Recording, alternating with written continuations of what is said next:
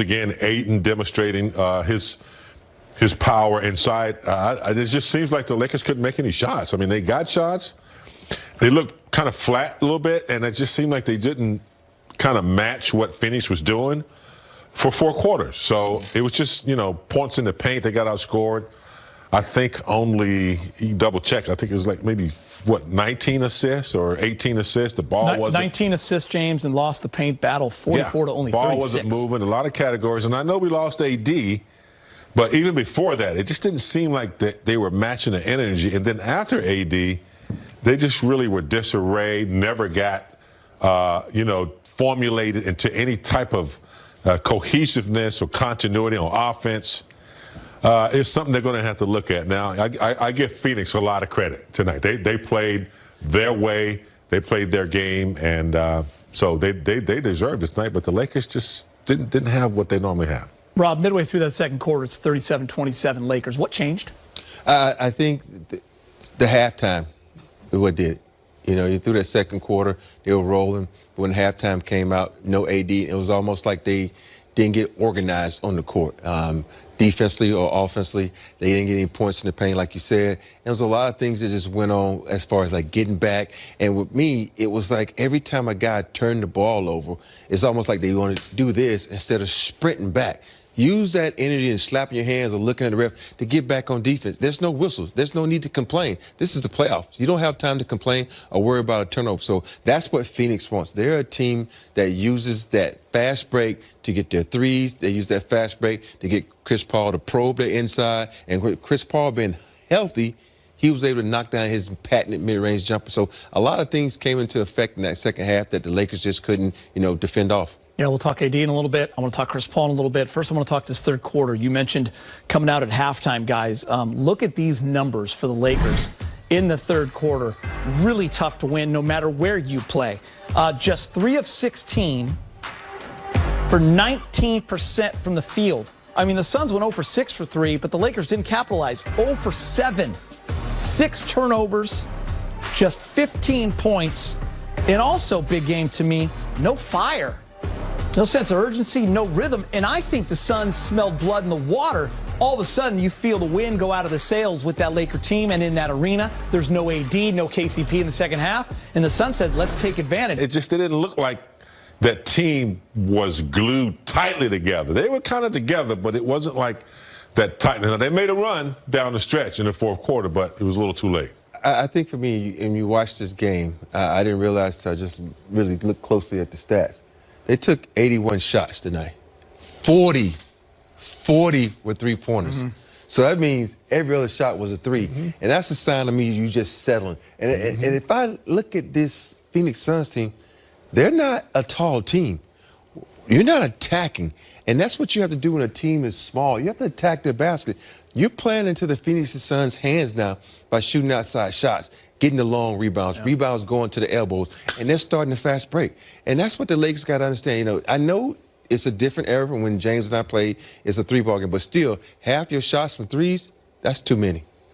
Yeah, guys, and obviously the big story, AD in the second quarter goes down to the ground. And what we know now, it's hard to talk too much about it before you know what the prognosis is going to be. We haven't heard from him yet. We haven't heard from the Lakers. But it's a groin, and he didn't return. So I think what's going on in everyone's mind, whether you're a player, a fan, or us. Anytime you hear about a groin being pulled or strained, it's more serious than most. It takes time. You're not just going to hop up in a couple of days and come back and play. So we'll just have to see, what the diagnosis is and how he's able to heal tomorrow and see what he feels like. I mean, Rob, we've both had a groin injury. It depends. There are different levels. Yes. And severity, right? It's a strain could be, a few days. It could be a week. Depends on how it gets worked out. And a pull is, as you know, I mean, I've missed a couple months. You said you missed an entire summer one time. So, you're speculating right now, but those thoughts are definitely running through their minds right now. Yeah, because the groin injury is so close to that no-no place where it's hard to treat. And it's such a difficult, sort of like dead. So hopefully this is just a strain or a spasm, because sometimes it can spasm and feel like a strain, and he won't be affected. He can come back and be AD that's attacking. And we're getting word that we will not hear from AD. He's already left the arena. Big game. Well, I mean, look, as an injured player, he does not have to address the media, from what I understand. And if he's not going to address the media, he has a personal trainer. They may have wanted to expedite his treatment and get him out of there and get him home and, you know, see what the prognosis is going to be and how they're going to treat it today, and see what he feels like tomorrow. So, yeah, I bet he didn't have much to say that already been said about the injury. Yeah, you see his minutes right there, just 20. Those were all in the first half. 6 points on 2 of 9, 4 rebounds, 1 block. So he had yet to even get it going. Was not as involved as I'm sure the Lakers would like, especially coming off 2 30 and 10 games in a row. Before we get to the highlights, CP3, guys, I kind of wrote down in the third quarter that he was the difference maker. You could tell that's the best he's felt since he got injured in that game 1. He had 18 points. What is his health and just that spark that he adds? And you could tell he smelled blood in the water, big game. What does it mean to this series? Are you talking about Chris Paul? Yeah, what does it mean to this series? Well, Chris Paul, you know, Rob said it. He had 2 days off. He has 2 days off for treatment, and, you know, he's able to take over games as he did right here, and he's also able to lead. What he conveys to his players in timeouts and how he gets them settled and keeps them that way for 4 quarters. I don't think they ever were out of sync. You know, they're never out of sync. You know, you turn the ball over, you make it easier for them. And as Rod stated, 43s, those are long rebounds. They're out and running. So, yeah, they're going to have to really, you know, dig deep. But Chris Paul on the court, whether he's 100% or not, he's still able to be efficient and knock down big shots and lead his team. Yeah, he's just a dangerous leader on the court in so many different ways. From playing defense, you know, it was a crucial moment where he slapped the ball away from the shooter from Mark, and so he's just a pesky big play. guy. The Suns were only up 7, a couple minutes, so Lakers were still in at that point. All right, let's get you to the highlights. Take you out to Staples Center. Drop game 4. They lose 100-92. The series is now tied at 2 apiece, and it shifts back to Phoenix having home court. That game will be on Tuesday night at 7. Reminder, that game's on Nbasportsnet. We'll have the pregame for you at 6, of course. LeBron with 25, Gasol with 12, Kuz with 11. Chris Paul leading the way with 18 points, 7 of 15, 9 assists. All right, Brez, bring him in. What do you got for us, buddy? Yeah, I want to take a big picture look, at the Lakers. Go back to last season. If you think of the playoffs, they were pretty much injury-free. You had Rondo missing most of the first round, but LeBron, AD, both guys were good to go the entire playoff run. That was huge. Now this season, the complete opposite. LeBron missed a third of the season. You got AD missing exactly half the season. Keep in mind, just 2.5 weeks ago, AD sat out a game because of some tightness in the groin area. So guys, let's not forget, not only did AD leave in the second quarter, KCP did not play the game today. He's got some knee issues. Brings up 2 great points. Let's start with the health one first. You guys played for a lot of championship teams. James, you also missed out on a couple opportunities because of injuries, one being to you. You know how tough it is. No one cares. No one feels bad for you. The games are still going to go on, but it is tough. It is tough to overcome. It is difficult, especially when you don't have time to overcome those injuries. You know, if this was at the beginning of the season, you might be able to say, okay, we can readjust and we'll get them back. But right now, you're about to go play game 5, and you possibly will maybe without, we don't know yet, we're not saying, but you could be without AD and Pope. So I go back to every team has suffered it. You look at Miami. You know, they extended their season in the bubble last year. Look at Denver. Murray's out. You know, it's just unfortunate that last year the whole league got put under the gun. And then they came back this year with an incredible schedule, back-to-back games, having to travel a lot. So we're seeing the residual, I believe, of a unique year last year during the pandemic. And, you know, injuries happen, but they happen a lot more frequently this year than I've seen with most teams. You have to overcome it. It's happening to everybody. Game must go on.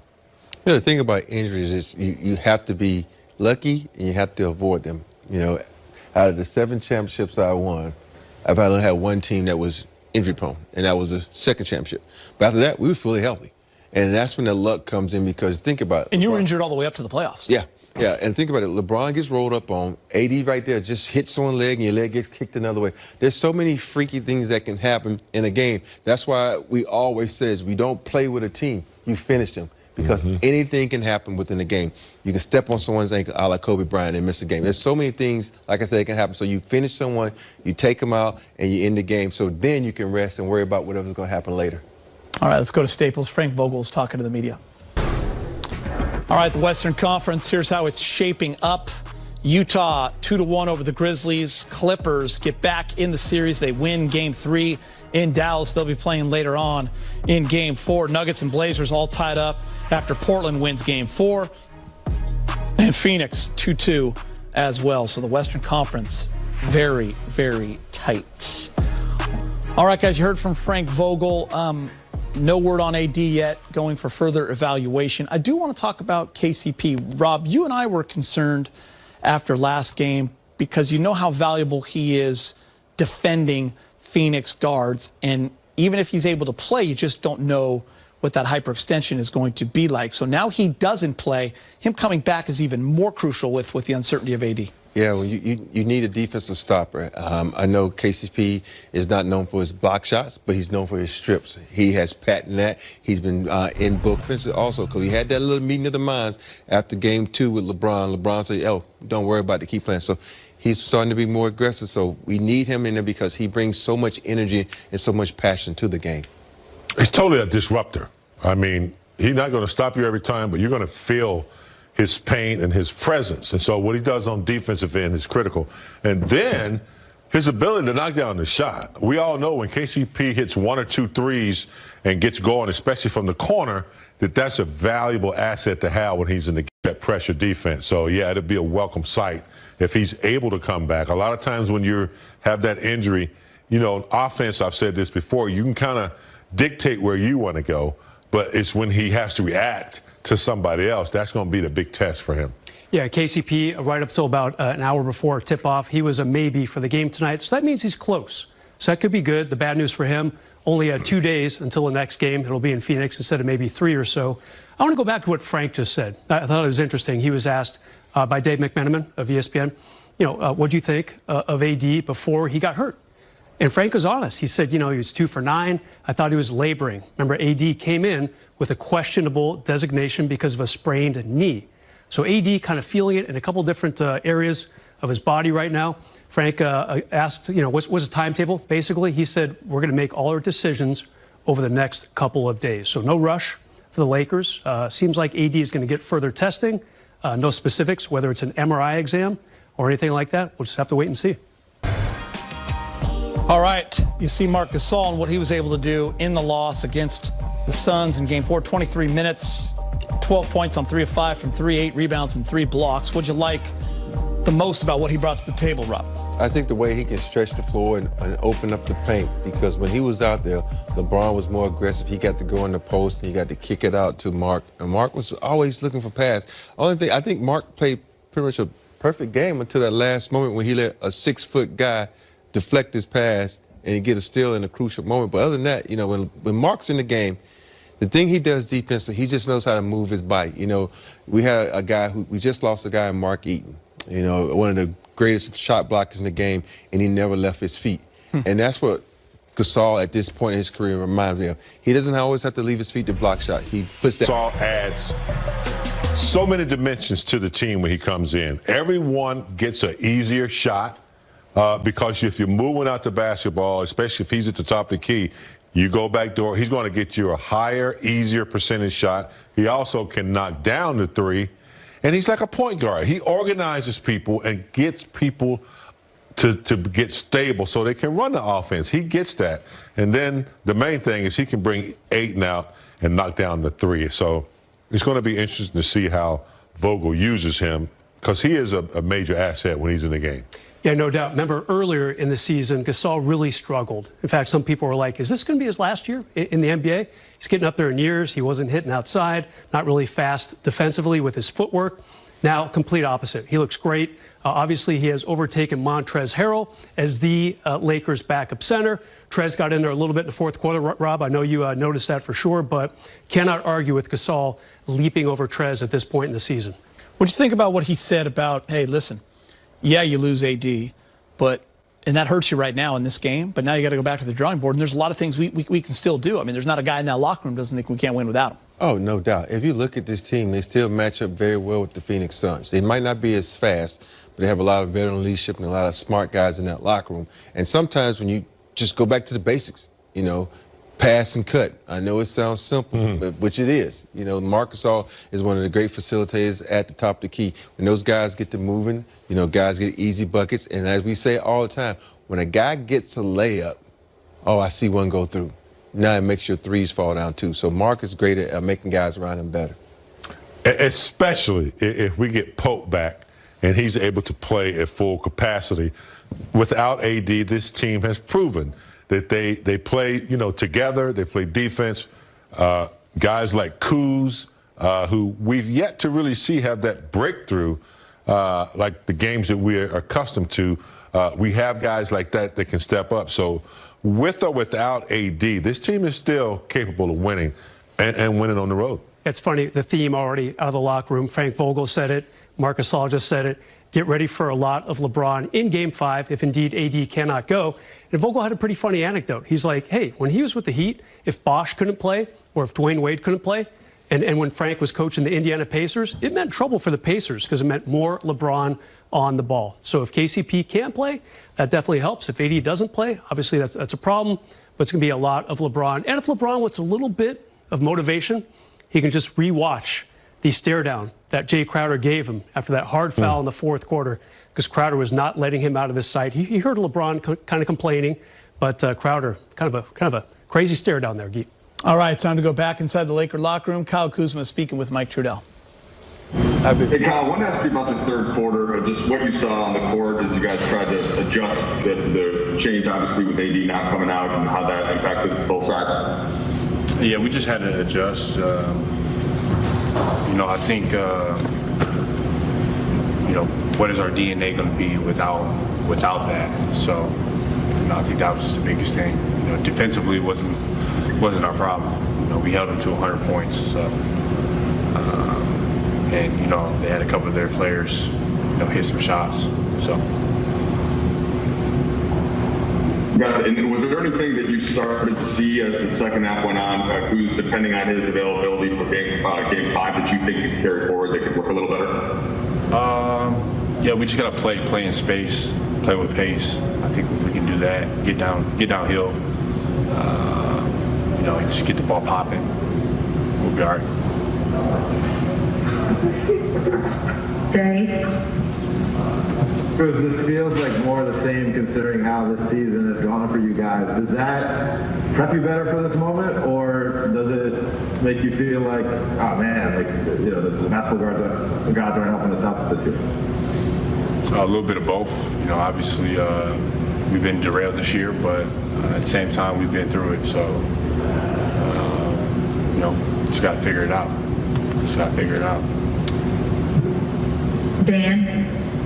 Hey, kind of two questions. When did you get word that AD wasn't going to be ready for the second half? And then, I guess on top of that, you said the ball needs to be popping and moving. I know that's been kind of a challenge in all series. What's Phoenix done to prevent that from occurring? Nothing really. We just got to do a better job of doing what we do best. Whether he's out there or not, we're gonna have to play a different style of basketball. So. And then when did you hear during halftime that he wouldn't be able to go? 30 seconds on the clock. Bill? how would you describe kind of the mood of the team after kind of this latest news? I mean, you've had several injuries this year, but to have another one now at this point in the season, how's the team kind of taking this one emotionally?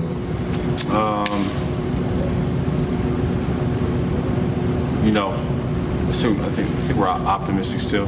Being in the locker room, having conversations. We're just trying to figure out. We do that every game. Dave? My bad. I already went. My bad. Okay. Bill? I also already went. Sorry. All right. Ramona?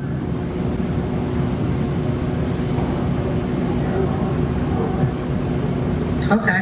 Kyle? I got you. Sorry about that. Hey, because Frank was just sitting here saying, when he coached the Pacers and D Wade or Chris Bosh was out, this meant more touches for LeBron. Does that give you a little confidence knowing you have a guy like LeBron out here to back up AD when he can't be out there with you guys? I mean, yeah, I don't really look at it like that too much. I think, if AD's not out there, then we have to play a different style and different brand of basketball. It's not just throw it and look at Brown the whole time. Obviously he's great in his own right, but for us we got to just play basketball. So, yeah. Kyle? Hey, Kuz, you said, earlier in the series that you understood that your role wasn't always scoring and you were okay with that. If AD isn't able to play for, Game 5 or beyond, how does your mentality shift, and is there something else that's happening to there? Yeah, I just gotta, that if he doesn't, then that just means, I had the ball in my hands a little bit more. Whether that means to score or make the right play, like I always try to do. It's not just, go out there and just, I gotta just try to score 30. It's not that. Don't expect that. It's being out there, playing sound, being in the right spots, get my teammates better, and when I'm open, be aggressive. So. Thanks, Kyle. Yeah. Position, but sometimes you just have bad breaks during the game, and all of those were bad breaks. Yeah, I mean, and that's some of those things they'll look at and they'll say, look, we just need to get back on defense. Or I've said it, I think earlier, you cannot complain if there's no whistle blown. Get back on defense, because when you don't, you put your other teammates in jeopardy because they have to cover for you, and then before you know it, they're knocking down a three from the corner or someone's getting an easy layup. So forget about the frustration and the calls. They don't go your way. It's a mad sprint back on defense, and the Lakers are pretty good at that. Yeah, Rob, you mentioned Drummond. Pretty quiet night for him tonight. He was having a good series. Came into tonight averaging a double-double, a couple block shots a game, shooting 63%. Tonight, though, did not have the numbers. Really not much of a factor in that second half. I don't know if he might try to cover for the loss of AD if indeed Anthony does not play in Game 5, but tough step back tonight for Drummond, the other AD. What I think they should do as Lakers? They should have a complaint jar. And if one of the players complains about anything, you had to put $100 in that jar. Because now the Lakers are getting to the position where they're complaining too much. And I know a lot of people are talking about how, the Suns got all the calls. It's because as a ref, when you complain a lot, they kind of don't give you the call. So if they just go out and just play basketball, they won't have to worry about it. So now you have to have a complaint jar. So anytime someone's complaining to the ref, you point and they owe you $100. And you know what? They should put the jar, the complaint jar, right here, way up in the rafters somewhere where they can't get to it. That way it won't be any complaint. So just play the game. We should get one here. Yeah. Ooh. Let's get one. Who would put the most in that? Suns even the series up at 2 games apiece. The win tonight. Here's Phoenix head coach Monty Williams.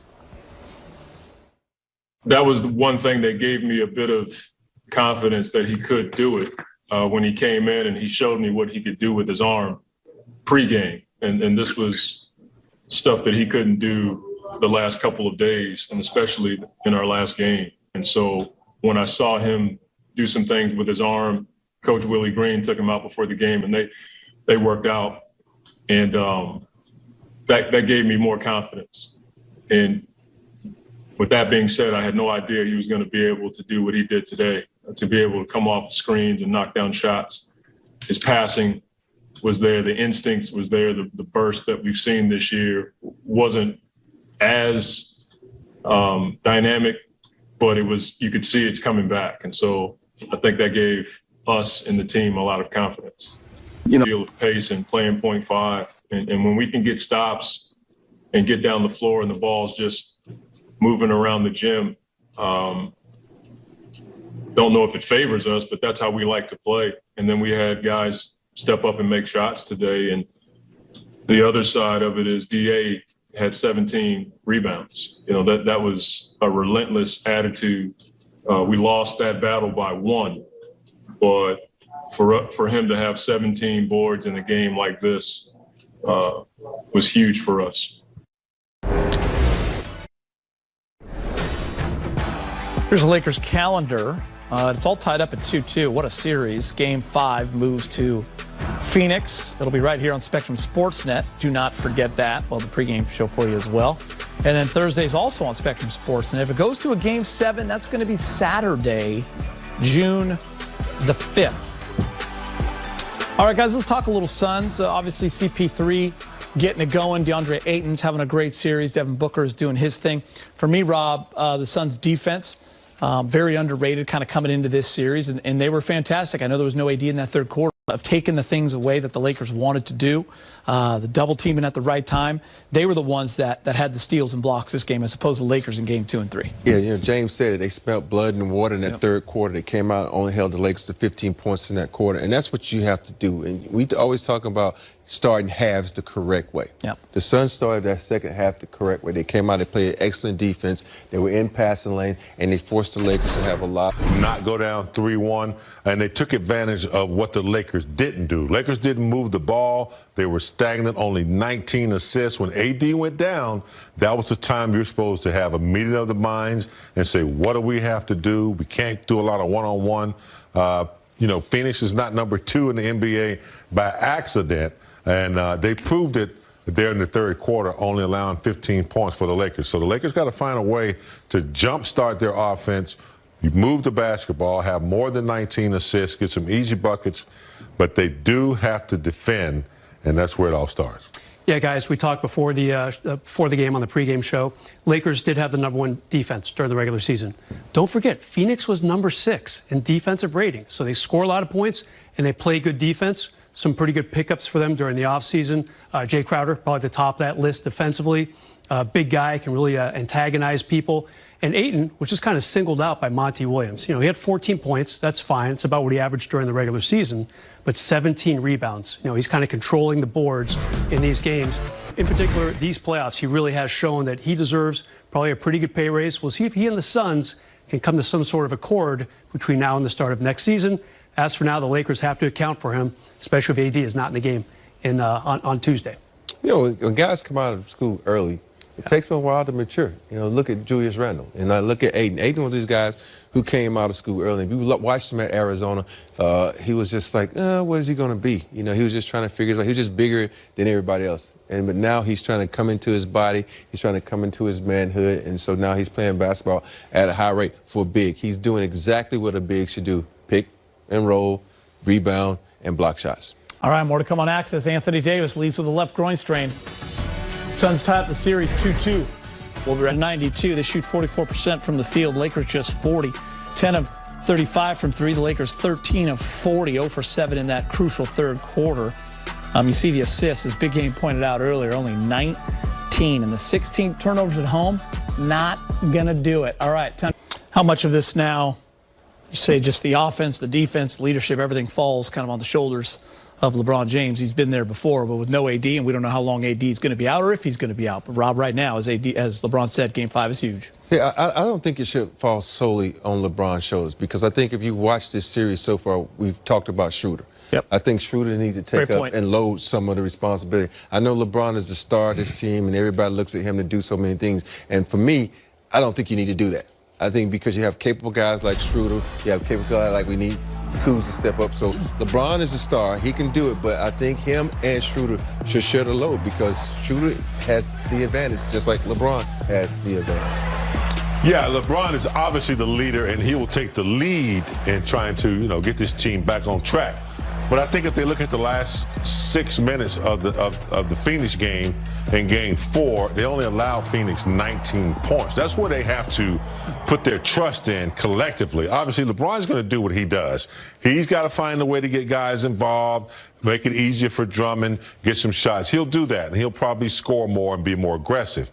But I think you're going to have to need guys like Marc Gasol, Drummond, collective, Kuz, and of course, Schroeder has proven that he can take over a game, score, and defend. So as soon as they know they're going to be without AD, if he's going to miss Game 5, they'll be able to plan and still be pretty good and have a really good chance to go into Phoenix and create havoc on the road, just them on the road. Sometimes you have a tendency to play better on the road when your backs are against the wall. So we'll see how they respond.